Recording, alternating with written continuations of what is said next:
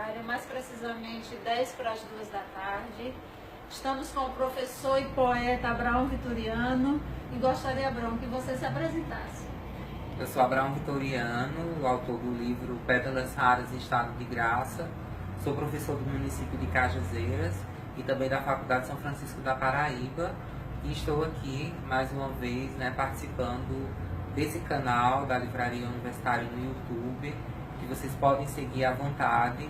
Nós também estamos promovendo o primeiro concurso de poesia da Livraria Universitária Regina, que tem as inscrições até o dia 23 de julho. São tanto inscrições presenciais também como inscrições virtuais.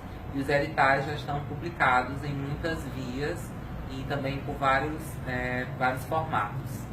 Certo. Agora, gente, Abraão, gostaria que você me respondesse algumas perguntas. A primeira dela é sua experiência e formação como leitor. A minha experiência com a leitura vem desde os tempos mais remotos. Eu nasci num ambiente de muitas histórias, então, muito embora eu não tivesse o acesso ao livro como nós temos hoje, e você é uma das pessoas que vem possibilitando esse contato, mas eu sempre ouvi muitas histórias, muitas conversas. Então, a contação de histórias, a escuta literária, para mim sempre foi algo muito comum. Eu tinha uma avó contadora de histórias e um avô também. Tenho uma avó, inclusive, que vive até hoje, Dona Maria de Santa Helena, e que narra muitas histórias. Então, eu tinha também contato com essa literatura a partir das cantigas de rodas, das brincadeiras infantis. E depois eu tive realmente a leitura a partir de uma formação, quando eu me formei em pedagogia, e em seguida quando eu tive a minha formação em letras, leituras mais acadêmicas. E essa experiência com a leitura, eu acredito que é sempre uma produção, nunca um produto. Não existe um leitor acabado, nós estamos sempre em processo, sempre em construção a uma leitura nova, a uma descoberta, a uma releitura, né? Que mágico é quando você lê o livro 10 anos depois e você descobre coisas que você não tinha visto. Importante frisar também, Regina, que essa leitura não está apenas no âmbito da escrita. Não é apenas decodificar uma palavra, mas a leitura de um gesto, a leitura de um filme, a leitura de uma música, a leitura de uma peça, né? Todas essas são a diversidade que esse mundo, a diversidade desse mundo, na verdade, é fascinante. Muito bem. E me diga uma coisa, Abraão, a leitura na escola e no sertão. Me fale sobre essa leitura. Eu vou falar inicialmente, mas depois eu queria que vocês se colocassem em algumas situações. A gente tem que pensar que, para o sertão, a política de formação de leitores ainda é algo que está se encaminhando. Nós temos alguns projetos, nós temos desenvolvido algumas ferramentas. Na escola, essa leitura ainda é uma leitura muito tradicional, de contos clássicos, ainda não é uma leitura que se volta para a nossa realidade, para questões mesmo que circundeiam a nossa prática e a nossa vivência enquanto sertão. E eu vejo que nós não temos ainda uma experiência muito fecunda, que tem uma consistência em relação à leitura. Nós não temos editais que possibilitem isso, nós não temos concursos, você está sendo uma das precursoras nesse sentido. E eu não vejo que há um interesse do jovem no sertão pela leitura. As bibliotecas não são tão frequentadas, as livrarias, como você sabe muito bem, você tem que estar sempre divulgando e sempre numa política de promoção. E é muito importante que a gente tenha um produto que seja nosso, que a gente possa ler autores do sertão, autores paraibanos, autores cajazeirenses das regiões vizinhas, santelenenses, de São João, enfim, toda essa região que faz parte desse momento, da atualidade, e também esses outros autores. Mas assim, eu vejo que a questão, Regina, está muito impregnada às vezes de um comodismo, às vezes de uma falta de oportunidade, porque o jovem ele vai ter ao mesmo tempo o caminho da leitura e caminhos muito mais fáceis e que tem uma ludicidade instantânea. Então é interessante a gente observar esses dois lados. Mas eu vejo que a escola tem caminhado, precisa ainda de um trabalho mais profundo, de um trabalho mais assistido, e o município de Cajazeiras, inclusive, tem desenvolvido ações nesse sentido. Mas eu queria perguntar agora para você, aproveitando, já que a gente está no espaço, está ao vivo, eu queria saber de você, como é que você enxerga, se insere nesse cenário da leitura no sertão paraibano? Olha, Abraão, 8 anos que nós estamos aqui em Cajazeiras com a Livraria Universitária. É uma luta diária. É um processo muito difícil. Não digo que nada fácil. Falar em aprendizagem, falar em leitura é muito difícil. Mas eu lhe digo que os nossos jovens gostam de ler. Os nossos jovens, com um pouco de incentivo, eles gostam da leitura. As crianças gostam de ler. A gente, olha, jovem sai do colégio e vem direto para a livraria olhar os livros. Aí um diz, ai meu Deus, minha mãe comprasse esse livro. Ah, se meu pai comprasse esse livro. Ah, eu quero esse livro. Quando eu boto uma novidade, um lançamento de um livro na vitrine, uns passam e pulam. Ai, chegou esse livro, sabe? A gente nota a alegria, nota que eles gostam de ler. Crianças, muitas, com esses novos livros, que pop-up, livros bem elaborados, saem daqui muitas vezes, umas quando o pai não pode comprar tudo que eles querem, chorando.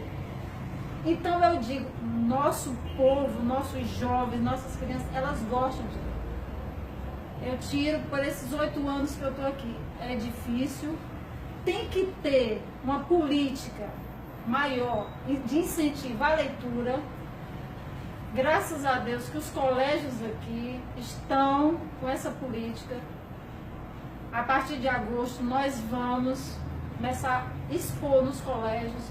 Muitos nos aceitam, outros ainda ficam um pouco, mas a maioria gosta que a gente vá, mostra os livros, as crianças lêem, a gente tira fotos e sempre é uma alegria. Regina, e como é que você vê o perfil, né, a formatação desse leitor cajazeirense ou da região, do leitor que vem à sua livraria? O que é que ele tem lido mais, por exemplo, entre os jovens, né? Se a gente pensar no público juvenil, quais são os livros que saem mais, quais são os livros que têm um maior alcance e popularidade?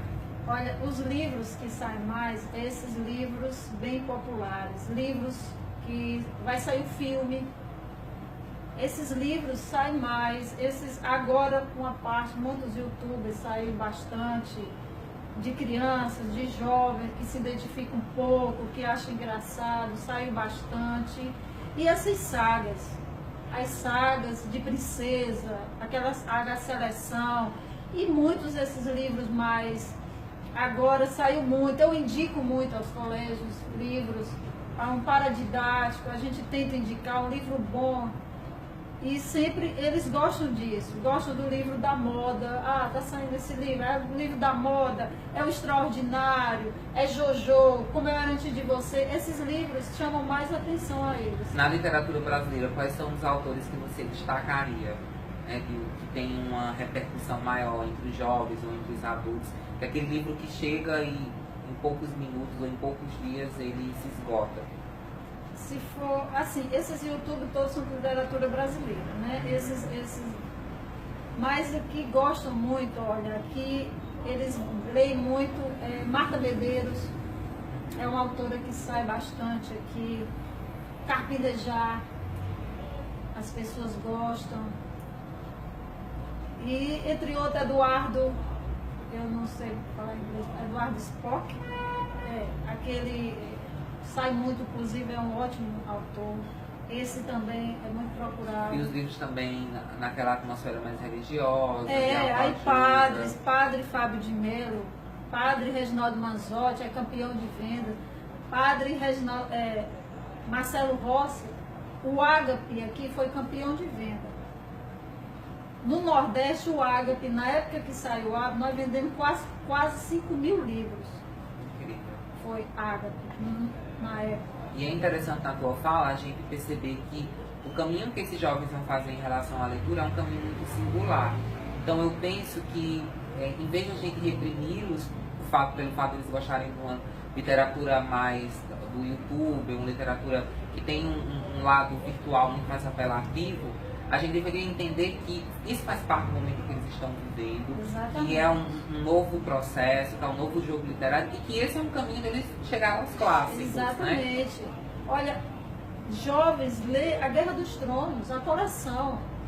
quando você olha, o livro é grande, mas eles gostam, muitos estão esperando um outro livro. E que essa temática vai estar recorrente em muitos outros livros clássicos. Exatamente. Então, é interessante a gente desmistificar um pouco isso, que a leitura tem que ser a leitura que a escola pede sobre tais princípios. Que o jovem possa ler, chegar até a livraria, escolher o livro que ele bem entender, ao seu bel prazer, e que a partir disso ele possa ir construindo e galgando esse itinerário da leitura. Porque eles lêem muito clássico, o Colégio Pede, Machado de Assis, José de Alencar, eles lêem muito por causa do colégio.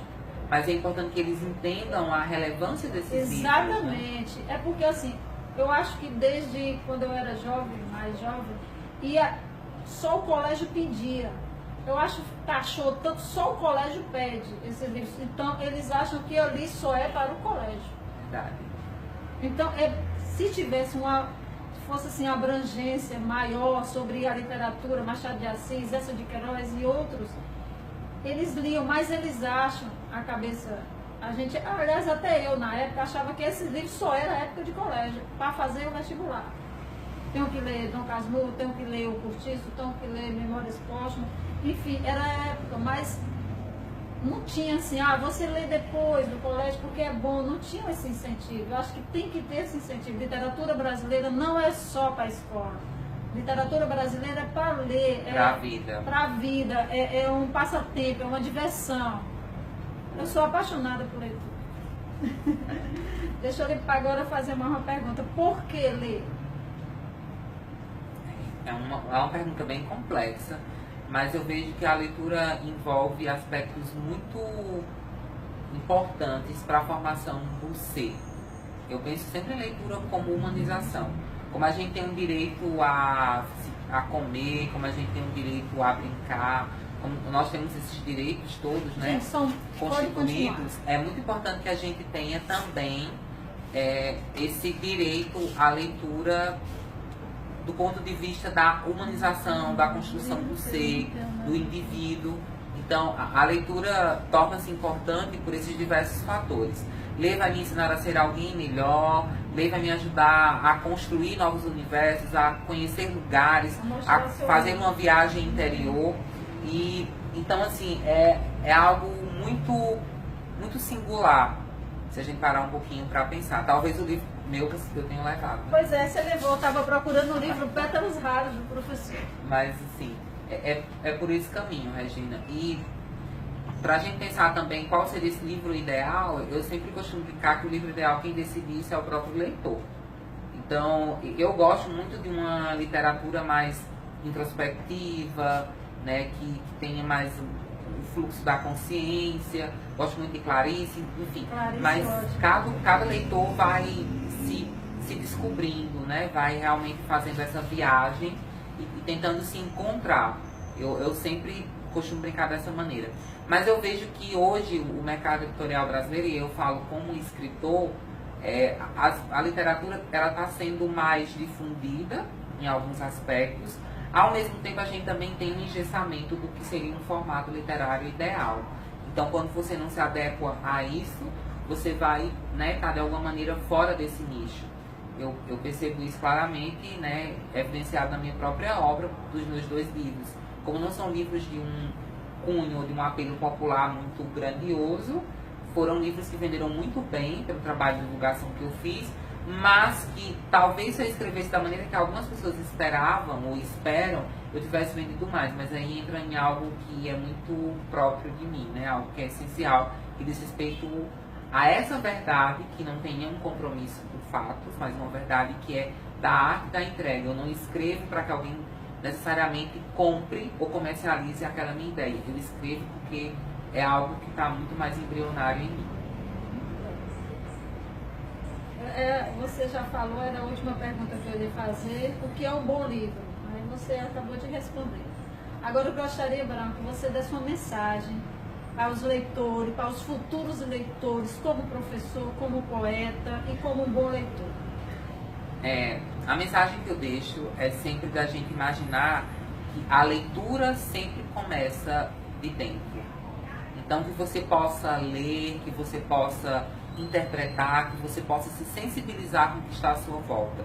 possa ler nos olhos da sua mãe, possa ler nos olhos do seu namorado, nos gestos de sua avó, nos seus próprios gestos, possa se ler enquanto essência, enquanto inteireza, enquanto fragilidade, enquanto humanização, e que essa leitura também percorra as linhas, né? Que essa leitura se torne algo chamado de experiência, e que essa experiência nutra de sonhos, de vontades, né? E de muita aprendizagem. Que o ato de ler é um ato de se aprender. E esse aprendizado tem que ser sempre difundido e propagado. Que essa leitura e esse ensinamento que fica em você, esse conhecimento, seja repercutido, seja divulgado, seja mostrado para o mundo. Muito bem. Eu agradeço muito. Até a próxima, gente.